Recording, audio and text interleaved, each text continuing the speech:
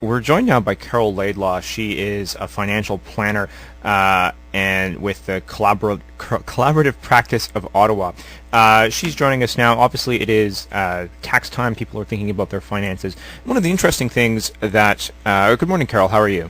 Good morning. How are you? Very well. One of the interesting things that I think comes of this that we don't always think about, certainly, oftentimes it's one partner or one part of a relationship that does a lot of the financial planning and the tax bits, and that can have implications in the long term.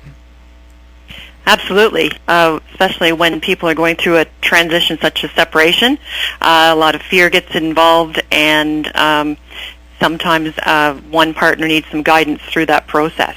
So what are some of the things that people should be mindful of when looking at how they manage their accounts? So you mean specifically tax time, or specifically? Just generally, I think we all think about, one of the challenges, I think, certainly in my case, is that I primarily think about my RRSPs, in the lead up to the beginning of February, and then promptly forget about them as, the bank takes the money away each month, but not a lot of planning around that. But I think it's probably something that people would, and maybe I'm wrong, but that people would be happier about, would be better to think about on a more regular basis rather than, just when they have to give money to the government. Absolutely. We're all hit on our paychecks, and we all deal with it, and including financial planners. Sometimes we put things aside, but it's a good thing to think about.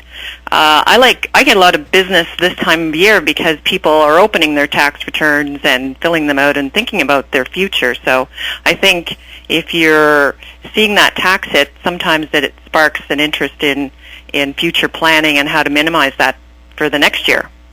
So one of the things, particularly for couples where often it's one person more than another, oftentimes the man, what sort of troubles can that cause? When we're in a relationship, sometimes we go along and everything's fine. It comes to a head when people separate, and you have to be aware of all these issues when you're trying to come to a resolution.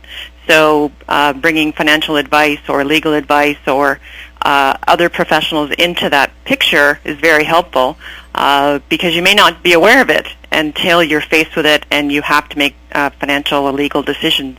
So what are some of the things that people should look out for?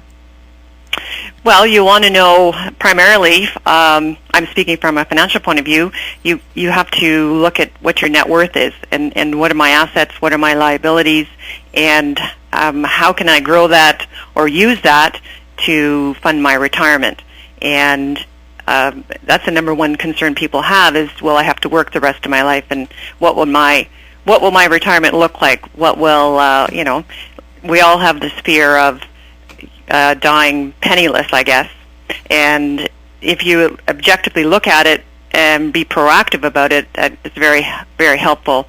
And it's amazing how a small amount of money can be very useful, long term. It grows exponentially as you get older. And you hinted at something earlier, and obviously I think a lot of people don't think about it till it's necessary, but if you were dealing with a separation, obviously, a little bit of money can also be a huge sore point and point of contention. And basically, I think you talk about money, but I don't think that the contention is actually about the money. I think it's about the relationship that has fallen apart and the emotional issues that might be attached to that. Emotionally, money is a very emotional issue for a lot of people, and it makes things worse when you're separating. So Collaborative Practice Ottawa tries to help people with the emotional journey as well as the legal and financial journey they're going through. Awesome. So if people wanted to find out more about your financial practice or collaborative practice, where would they go? So Collaborative Practice website is collaborativepracticeottawa.ca, and it has a list of all the professionals, legal, financial, and family practitioners, as well as other related professionals that will help people with the negotiated solution, the collaborative negotiated solution that Collaborative Practice Ottawa provides. Awesome. Well, thanks so much for joining us today. Thank you. All right. Okay. That was Carol Laidlaw. She is with Collaborative Practice Ottawa.